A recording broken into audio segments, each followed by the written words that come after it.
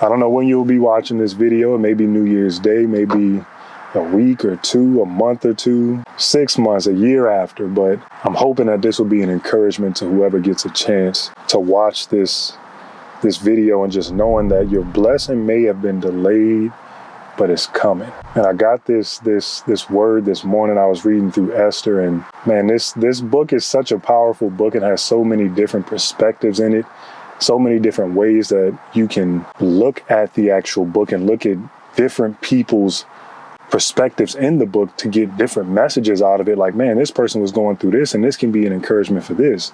This person went through this, and this happened, and they didn't even know it was happening.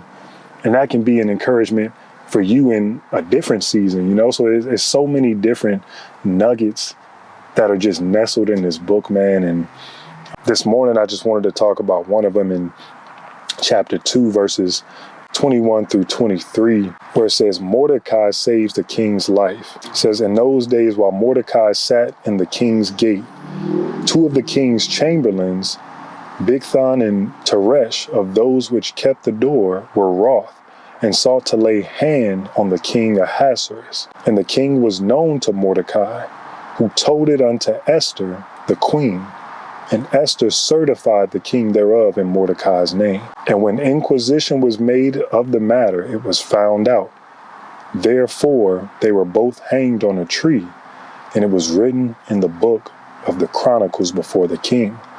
And let me read you a quick footnote about those 3 verses. It says, the story of Esther takes a new turn with Mordecai's discovery of a plot to assassinate King Ahasuerus. Mordecai informed the king through Queen Esther. Esther not only was Mordecai's best contact with the king, but her passing on of the news would have endeared her to the king. In terms of the narrative, this section of the story sets the stage for the delayed honoring of Mordecai at Haman's expense. Keep that in mind.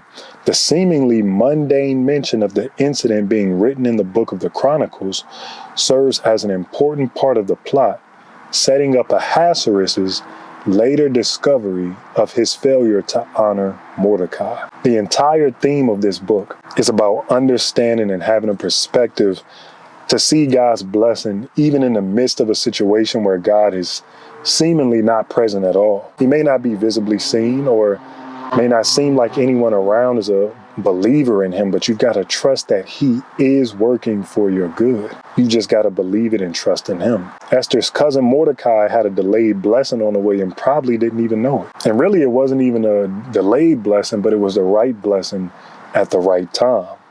That's God's time. In these verses, Mordecai did something to save King Ahasuerus' life. And all it says at the end of it is that it was written in the book of the Chronicles before the king. No mention of he said thank you to Mordecai, that anything good came to Mordecai from this situation. It's like, man, I just looked out for you, you know, like, what's like, can I get a little something, you know?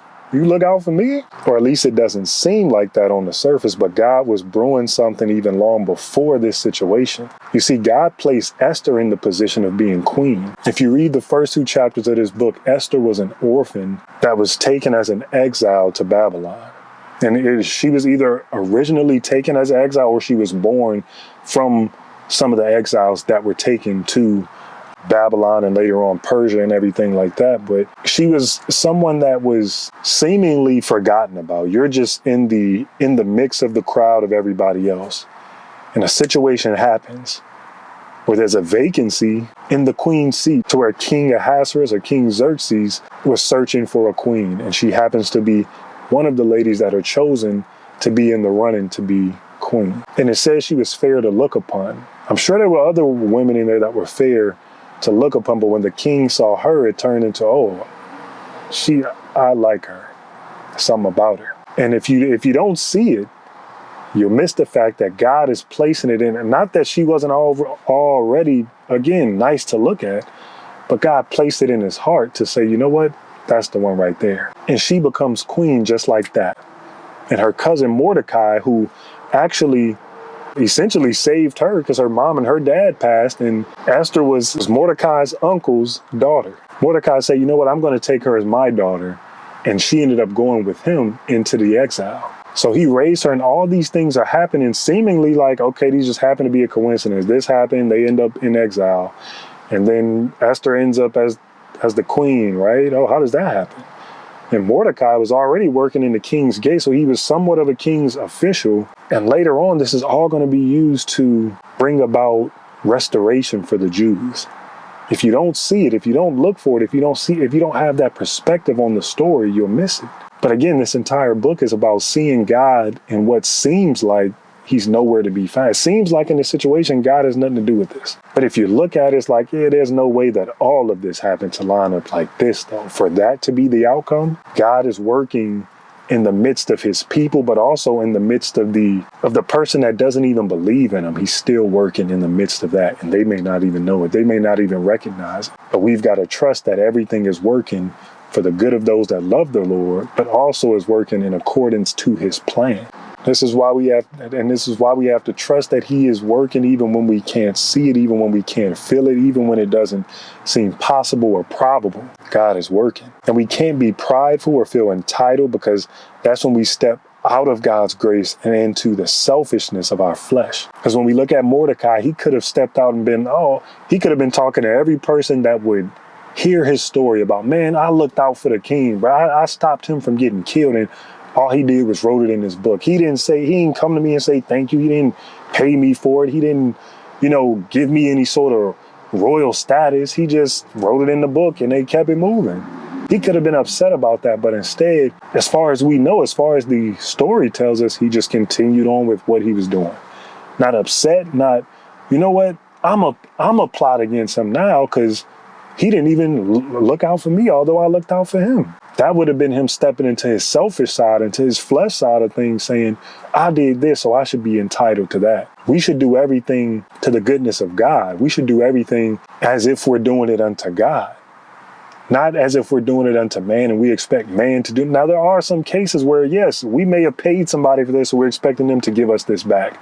We're paying you in exchange for this, or we're giving you this in exchange for that. Yes, some instances are a little different. But most of them, when we're doing something like that, I'm just looking out for the king because I know that that's the right thing for me to do. And I have to trust that God is going to look out for my best interests, whether this person does it or not. And that's exactly what Mordecai did. So again, Mordecai could have easily complained or acted like he deserved something because he saved the king's life, which many of us would agree he probably did deserve something for that. But had he acted entitled after the situation, who knows how this would have ended up and how he could have moved himself out of the will of God and blessing that he had coming right on time. If he felt like he deserved it right then, who knows how that would have shifted him out of what God had coming toward him. The old saying, he may not come when you want him, but he'll be there right on time. This story was a perfect example of this because we fast forward just a few more chapters. And in chapter 6, there's a man that's in the king's council named Haman, hopefully I'm pronouncing that right, who has it out for Mordecai because Mordecai doesn't want to bow to him. He doesn't want to, says that the king made Haman essentially the head of all of his princes. So he had the most glory, the most royal status, so to speak, above everybody. So everybody else that was under him was supposed to bow to him when he came and things like that. And Mordecai was saying, you know what, I'm not going to bow to that man for whatever his reasons were. And because of that, Haman got so upset that he wanted to kill Mordecai until all of the counselors that were around Haman said, hey, this guy is a Jew. And that inflamed Haman to say, you know what? I want to kill all the Jews now. Him and all the Jews. It doesn't matter how much the king gives me. I'm not going to be satisfied until he is dead and all of those that are like him. Genocide is what he was looking for. So he goes on a whole plot to kill Mordecai. And his wife says, you know what? He goes to his wife and to a couple of his friends and say, hey, look at what the king has gave me. He gave me all of this stuff. He gave me this royal status, but I won't be satisfied until Mordecai is dead because Mordecai will not bow to me. And his wife says, well, you know what? Why don't you make this little, essentially something that they would hang people on. So why don't you build that up tonight? You're supposed to go to this feast tomorrow. Why don't you build this up and you can go to the king and have him kill Mordecai? Not to mention that just a chapter prior to that, Haman came because he was upset about Mordecai and had the king sign essentially like a royal letter to each and every province, each and every little sector that was under Persia's rule, to say that all of the Jews were going to be killed in the last month of the year. This was in the first month of the year that this happened. So he had already had this happening, but Queen Esther caught wind of it. And her and Mordecai was talking back and forth, and he's like, hey, this is what's happening right now. You have to go to the king and say something to him. She's saying, well, hey, if I go to him, I'm risking myself being killed, because the king does not allow anybody in his presence unless he's called for them. Even though she was the queen, that was still one of their rules at that time in Persia. And Mordecai said, it was in chapter 4, Mordecai said, think not with thyself that thou shalt escape in the king's house more than all the Jews. For if thou altogether holdest thy peace at this time, then shall their enlargement and deliverance arise to the Jews from another place. But thou and thy father's house shall be destroyed, and who knoweth whether thou art come to the kingdom for such a time as this? So he's saying, hey, don't think that if you don't go to the king, that'll save you, because you're a Jew as well. And a lot of these people that are around you know that you're a Jew. So you not going to the king because you're in fear that he may kill you, don't think that that's going to save you. Once the time comes at the end of the year in the 12th month, when it's decreed that the Jews will be killed, you'll be one of those as well. And also don't think that the deliverance of the Jews, the enlargement and the deliverance of the Jews won't still come from another avenue, from another stream, from another source. God is going to use somebody for this to happen. But you may just be the key piece for us right now, if you so decide. God is still going to give you free will to choose whether you want to do it or not. But don't think that his will still won't be done either way. So what's the difference? You may as well try your hand and see what he says versus not try and just wait your time out and die at the end of the 12 months anyways. And that made Esther snap into and say, you know what? If I die, I die. It is what it is. Let me go ahead and step into this role, not just for myself, but for my people. And in doing so, she invited the king to a feast. She invited Mordecai to a feast. She invited Haman to a feast, the guy that was trying to kill Mordecai. And there the king said, ask of me what you may, essentially. You can have anything up to half of the kingdom, which in the footnote said it was a little bit of exaggeration, but essentially saying, hey, you can ask me whatever you want right now, and you can essentially have it. And Queen Esther said, just come to this feast. They came to the feast. She said, hey, just come to this other feast. And on the next day, when you guys come to this second feast, then I'll let you know what my request is. And on that night, it said the king couldn't get sleep. He was tossing and turning, essentially. And for whatever reason, it was just on his heart to, hey, bring me the Chronicles and read those to me. Now, some might say, what are the chances of that?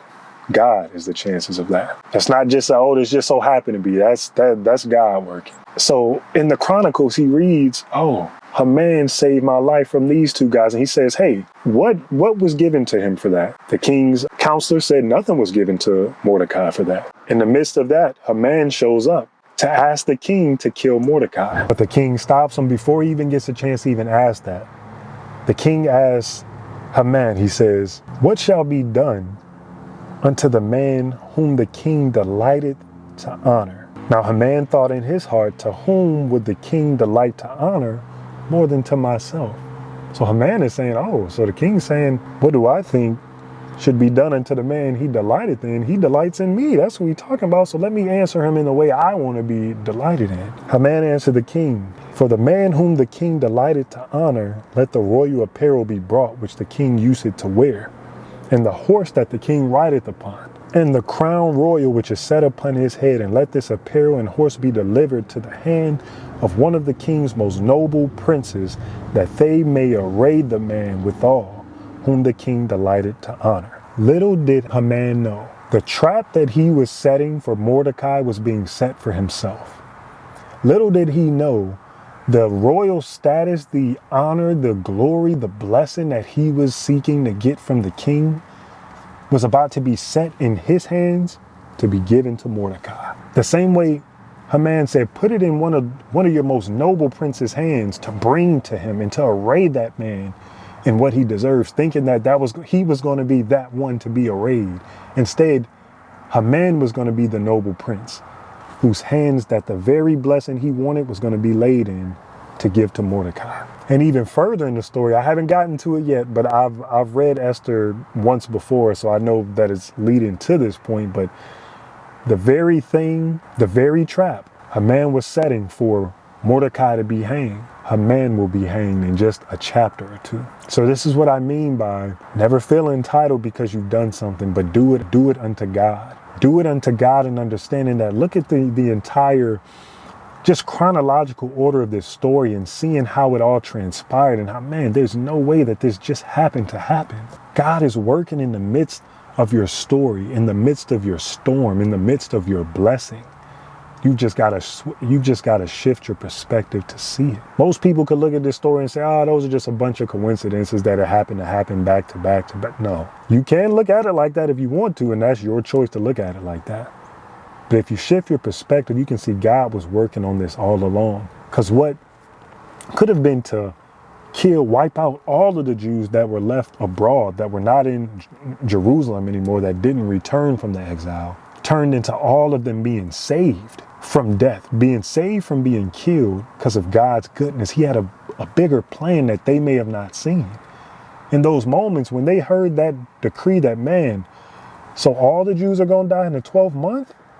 I'm sure they were ready to like, bro, what's going on here? I thought God said in a certain point he was going to save us. Like, yeah, we were going to be exiled, but he was going to bring us back. Like, what's going on? In the midst of that storm, it was hard to see beyond that, just that storm right there. But if you take a step back from what's right in front of you, you could begin to look at it from a bigger picture point of view. And we may never fully see it from God's perspective, but we can begin to see it more from his perspective. Yeah, instead of we only see it 1% from his perspective because we're so close to it, we could take a step back. Now we got 10%. 10% more of a broad view of things. We take another step back. Now we're at 20% more of a broad view. And as we continue to lean on him, he continues to give us more and more of an understanding of what's going on. So, man, I just thank God for this word. I know most times, man, these videos, I try to condense them down and have them under 10 minutes. But a lot of times as I get into the video and I'm continuing to just touch on different points, I feel like it just expands more and more. And I thank God for just giving me the perspective on the word that he has. And I hope that this message has been a blessing to somebody out there, man. I really do. I hope that y'all have been blessed by this in some way, shape, or form, and that, again, you just are able to learn over time how to trust in God, that no matter what the situation looks like, that he still has your back. Trust in him, though. Put your faith in him and know that no matter how bad this situation looks, no matter how crazy it is, no matter how delayed your blessing may seem, know that it's still on the way. Keep your faith. So, man, I just pray that, again, this was a blessing to somebody. I pray that the Holy Spirit is able to continue to shift each and every one of our perspectives to see the vision of God more clearly, that we're able to lean on him in those times of trouble, but also in those times of blessing, in those times of provision, that we're able to continue to lean on him even more. Pray that y'all were blessed by this, man. Catch y'all in the next one.